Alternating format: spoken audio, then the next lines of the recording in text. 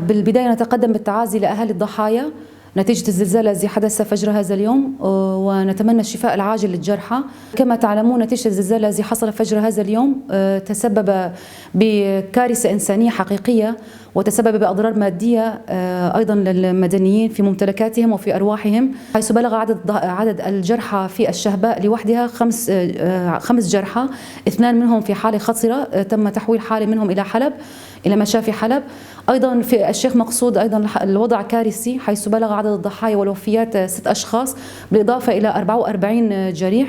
كما تعلمون منطقة الشهباء هي منطقة مدمرة، البيوت فيها شبه مدمرة، النازحون عفرين والشهباء يعيشون في بيوت شبه مهدمة، كما هو الحال في أحياء الشيخ مقصود أيضا والأشرفية.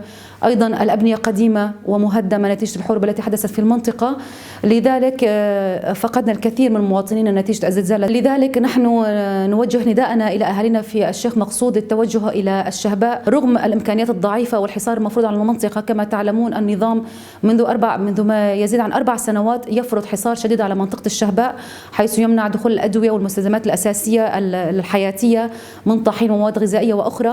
لذلك نناشد الحكومة السورية برفع الحصار في ظل الظروف الكارثية التي يعيشها شعبنا في الشيخ مقصود وفي الشهباء أيضا. كما نناشد جميع المنظمات الدولية والمحلية لتقديم كافة المساعدات اللازمة لتخفيف الأعباء الكارثية للزلزال